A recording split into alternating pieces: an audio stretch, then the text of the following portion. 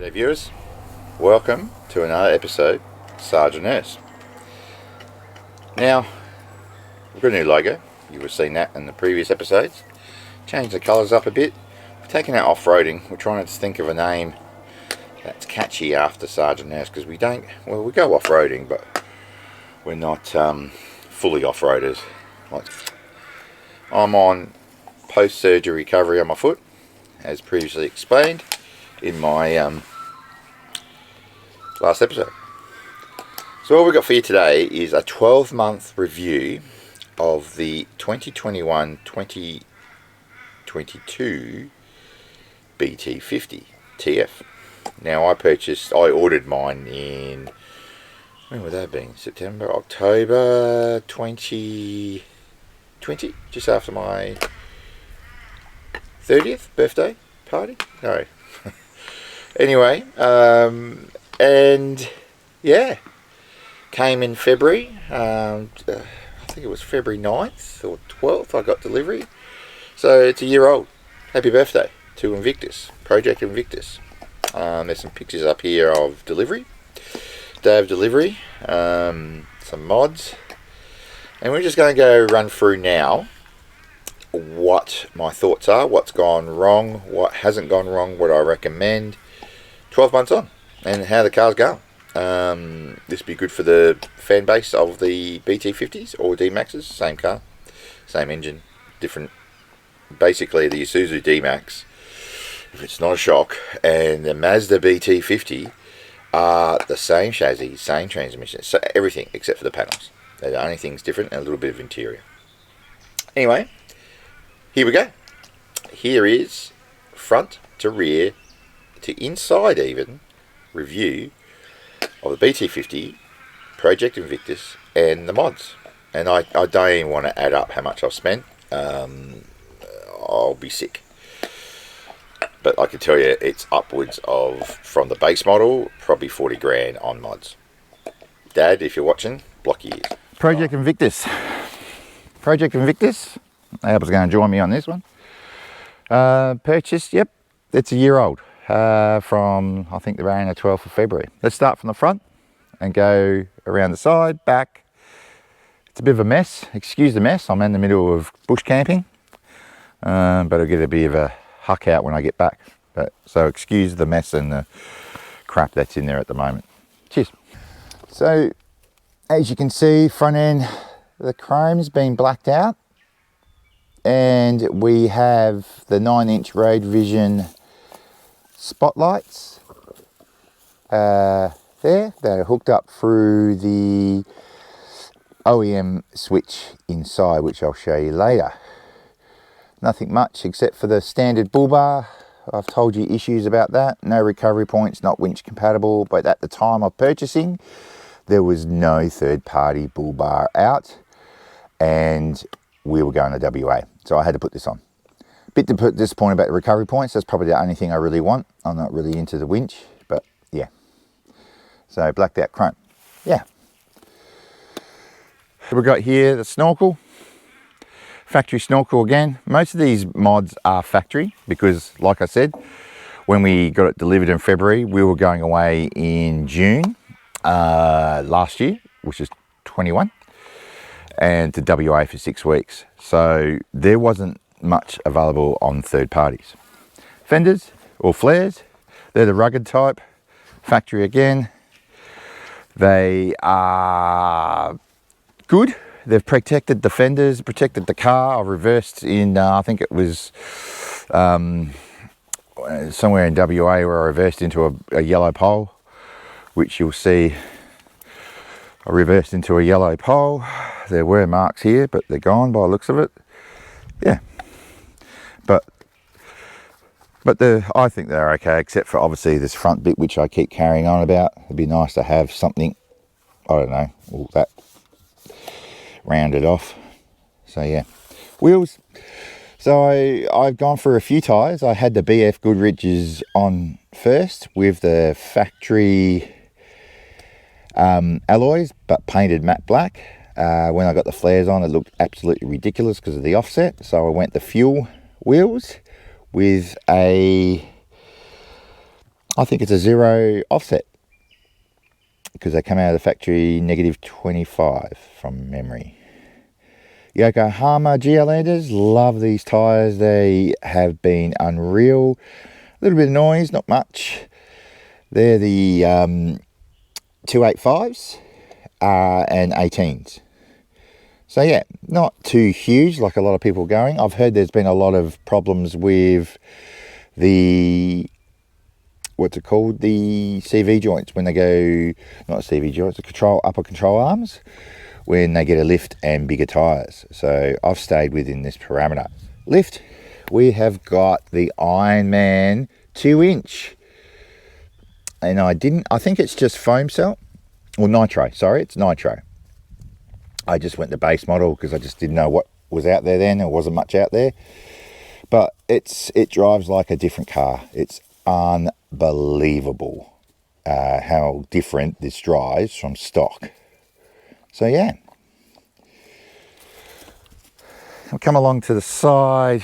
I've got the, now a lot of people pay me out about this, but someone asked me if it's legal. It is, because they're ditch lights. They're not spotties or driving lights. They're ditch lights. They're fog lights for out bush. So I got this idea off one of the overlanding channels in America, and actually they have been good. And also I've got the steady light bar, 42-inch up on the top, with the steady bracket. So we come along and we've got the Legend X sliders. What I like about these is they're a bit wide here, gives you some good footing to get up on. Nurse doesn't like them because they're a bit narrow here, but I like the look of them, and they'll protect the undercarriage of the vehicle there. I think that's a good buy, and they were a pretty decent price too. And we'll go around. Under here we've got the 350 kilo constant leaf springs, which does make the car jet up a bit in the rear, but when I've got the hybrid caravan in, it actually levels out. So I'm really happy with that purchase, and it's a good investment, and it's protected the suspension on the car. With the hybrid caravan is pretty heavy. Premium canopy, that's basically speaks for itself. Haven't had any issues except for some of the central locking on one side's a bit stuck on this window, but I'm getting that looked at under warranty. You've got an 80 kilo safe working load, not including the rack above, which is good, but also get the premium rack comes with the slots for the Rhino rack platform. But yeah, no leaks. I know there's been a lot of stories on leaks and that, but I've had no leaks. Yeah. Come to the rear, what we got is basically nothing really extraordinary. There will be a rear bar going on this. Tow bar, Anderson plug, and your pin.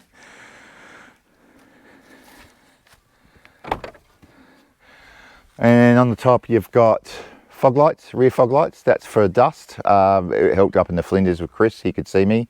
All you could see was the yellow fog lights, which is good for safety, and it's good for night camping and reversing in to where you go. You got the raised,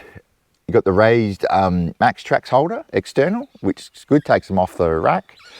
With also you can put the Rhino rack shovel mount as well. There, I've got the 4 Max Trax, just standard. They've got me out of trouble on the beach, on Goolwa Beach. Even some casualty wounds there. So yeah, all the electricals hooked up. It's a bit, it's okay. It's visible, which is not, I guess you can't be helped, where you can see all the cabling. I have got a bit of electrical on the rear, and including a camera that's hooked up to the Garmin Overlander. The back's a bit of a mess, but I've got the HSP slide out tray. I won't pull it out because the fridge is in there. I've got a molly panel, which I'm thinking about getting another one, and probably one longer one on the back panel. I haven't done that yet Got the air vent up there for Alba. I got the, what's it called, the Sirocco fan installed, hardwired in for Alba as well, to ventilate the air in the back here. Got 12 volt power. I've got USBs and SIG plug there, and a meter. And around the other side there, Anderson plug and SIG socket and 2 USBs as well. That's all dedicated to the fridge. Smaller fridge, it's drink fridge for our back. We've got the bigger fridge in the caravan now. So yeah, nothing much else to report in here really. Fire extinguisher, yeah, pretty happy. Come on to the other side, we've got the Bushwhacker 270 awning. I've done a preview on that. Here's the episode on that. It was at Christmas time. This is a fantastic investment. This will save marriages, mental health issues, and control your temper, because it takes 60 seconds to put up without poles. Okay, you can have poles down for the wind, but you don't need them if it's steady like this. It is unbelievable. We use it down the beach a fair bit. Going up above, we've got the rock lights. These are road vision rock lights, and they're actually, I call them my, what do I call them? My zombie lights. I call them my zombie lights. I actually call these my zombie lights, and they are actually working. So there you go. All hooked up to a switch panel. They don't stay like that. They can go all different colors. They can steady up through a remote control to amber, white, blue, red, green, all that good stuff. Okay, so they're pretty cool. They're good for night camping as well, under the canopy, under the awning, sorry. Good for night camping under the awning. Yeah. Basically, what have we got up here? We've got antenna mounts. We've got one for the UHF antenna mount. It's for the GME XRS UHF, and I've got the longer antenna as well. This one's the Black Hawk for the Selfie Go for Telstra. A lot of people don't recommend it. I actually do. I've been down to 1 bar without it on and go up to 3 bars. All it does is boost your signal. As long as you've got 1 bar of signal to boost, you'll boost it up to 2-3 bars, depending on line of sight. And that's basically, you know, a lot of people bag it out. I think it's good because there were a lot of times when we were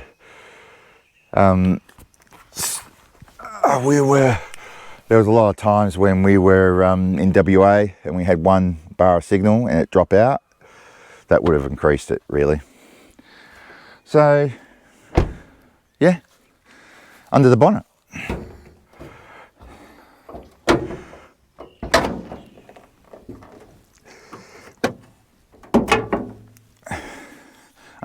Under the bonnet you have the secondary fuel filter. We got all this installed prior to delivery, and oil catch can, which is a must because we keep emptying that every 6 weeks. Half a can of Coke comes out. That's not about it under here. It's a bit dirty. I should clean it one day. That's all it's been done.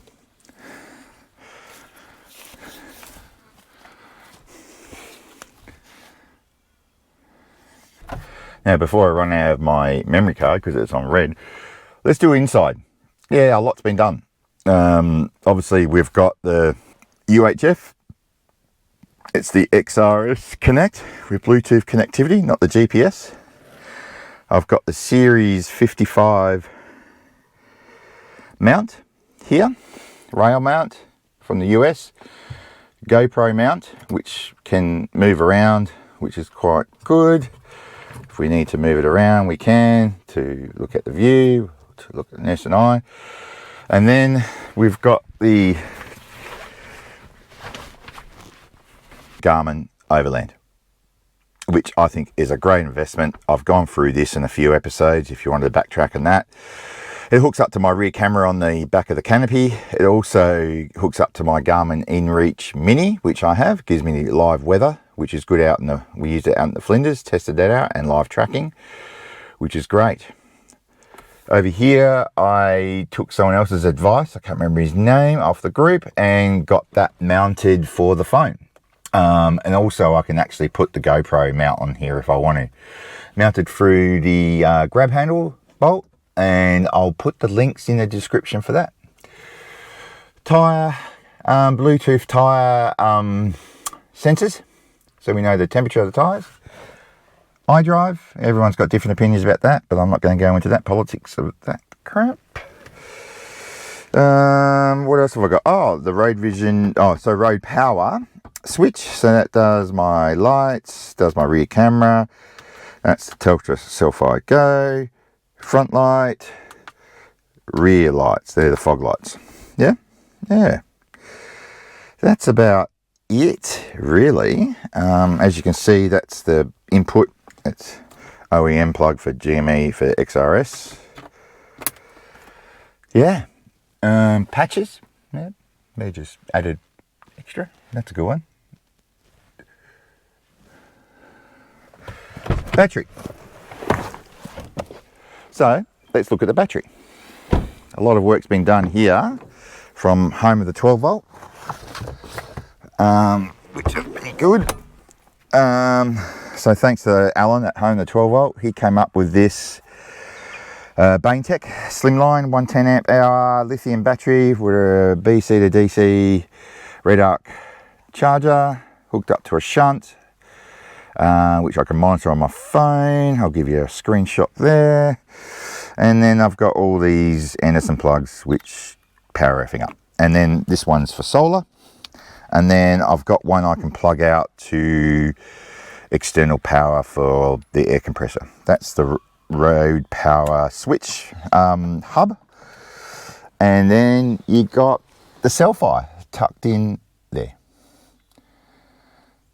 So yeah. Well, there you go. That's a preview of Project Invictus BT50. Sorry it's rushed. I was running out of memory on my GoPro as I was walking around. But any questions, let me know. Things I probably wouldn't have put on again, or I had my second time, would be number one, the front bull bar. I also forgot to remember I got the TJM. I'll put a link up there and some pictures of the bash plates I put on as well. Yeah, and also the PPF, paint protection film, through Bush Wraps and Project Oz, which another episode previously I did on that. That's actually, I've got a scratch on the door which I'll put up, and someone's bumped into it I think at the shops, so that'll be under warranty. I'll get that fixed. Plus I want to go see Remo about some signage for the van. Anyway, what has gone wrong? A few warranty issues. Tailgate on the tub. Just stated, I think it's the plastic lugs, which everyone's going on about on the group forum. Yep, they got replaced. No worries. I haven't had the window collapse on me yet, the driver's side window. I haven't had the Christmas tree light up in limp mode yet. I think I got all the upgrades, software upgrades for that in time, thank God, before WA. Central locking on the canopy, which is it's all getting fixed, so I don't really have a problem. If there's a problem with it and it stuffs up, they'll get fixed. A lot of people tend to whinge a bit about issues, but I've got a great, I don't know if I've got a great dealership, or I don't have any problems when I take it in. And I think my friend Chris, who's a veteran, he's got the same issue. Like, he had problems with dust seal, got it fixed. All good. The modulator for the pin, for the light plug, the pin plug thing, the 9-pin plug on the tow bar. When I picked up the caravan, I didn't have driving lights, but I had indicators and brakes, which was weird. But took it into Mazda, found that the modulator behind the tow bar, not the pin itself, the female pin adapter, but there's a modulator that was stuffed and it had to get replaced. That got replaced straight away. Things that I wouldn't have put on, yeah, the bull bar, the factory bull bar, only because I wanted recovery points. That was my big thing. I wanted to be able to be recovered. Yeah, I know you can get recovered body rear. Oh, bit personal, but anyway. But I've got that accessories and all that, but I just, with that peace of mind. Anything else? I mean, I think, apart from not going the GT model of leather, and thank God I didn't, because we're talking over 100 grand worth of accessories and car here. But I'm really happy with it. I might get a tune. I might look at that because of the caravan now. But I've had no problems with the UCAs, upper control arms, with the lift. No problems at all with the lift. And I didn't need a diff drop, which I didn't even know what a diff drop was until I looked it up.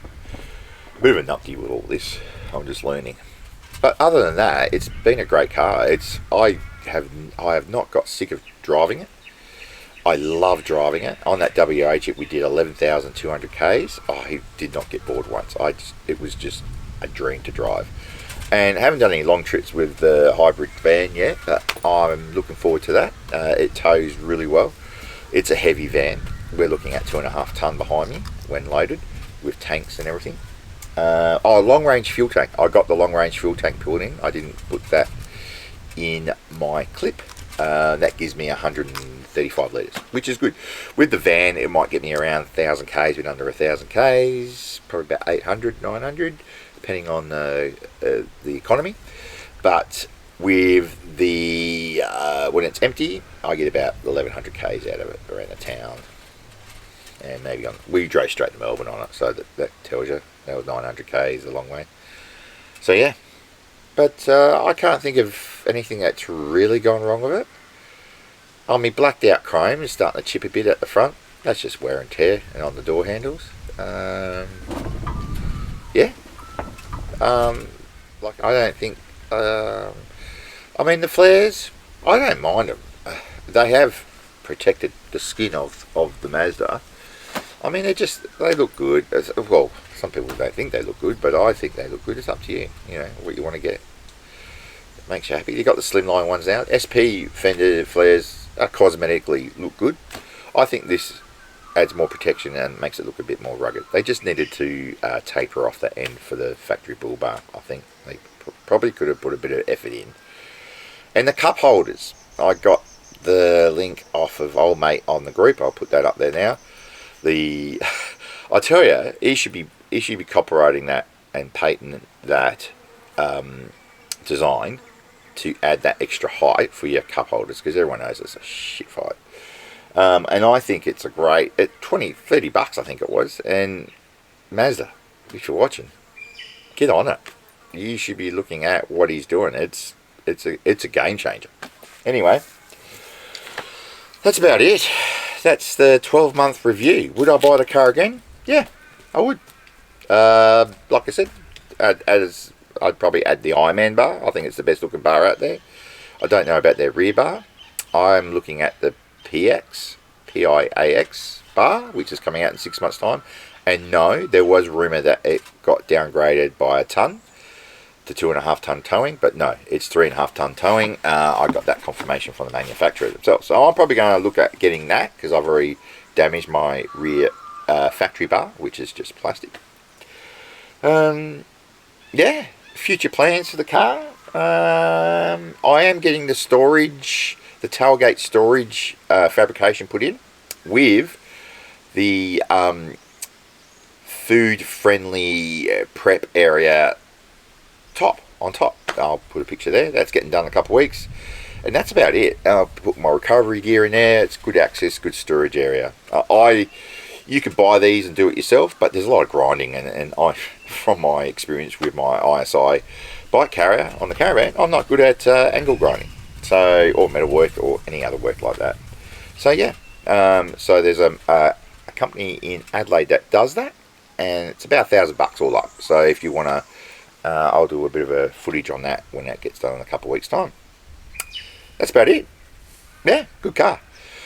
Would I put a canopy on it? Like as in I I guess manufactured like a bit like the Trojan canopies, and maybe eventually. Who knows? It depends. We're going to see how this hybrid caravan goes. The only problem I got with that is Alba. He's such a large dog. He won't be able to fit in the dog part of those canopies that they Mitts Alloy and all Trojan, all them make.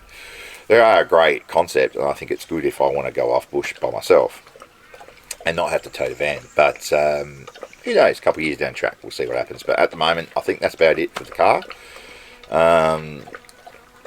Yeah, that's all that will happen. And Alba's having a drink. Well done, Alba. Thanks for watching. Any comments, any advice, I love it. Thank you. I'll get back to you straight away. Let me know what you thought. If you think it's crap, yeah, I don't mind. If you're looking, a lot of people will hit me up. But don't sniff the tripod. It's a tripod camera, mate. You're bullfed.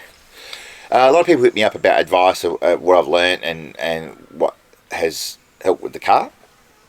By all means, PM me, or if you don't see it first, it might take me a while, or put a comment in if you want. But yeah, thanks for watching. Hit that like, subscribe, because that helps our channel grow. We don't want, we're not expecting to make a living off YouTube, but we just want to spread the word around, really. And people to see our funny antics when nurses are around. And the four-legged furry friends. Isn't that right, Alba? Where's Lulu? Where's Lulu? Where's Lulu? Where's Lulu? Where's Lulu? Lulu? Stay safe. Be good. If not, be good at it. Take care.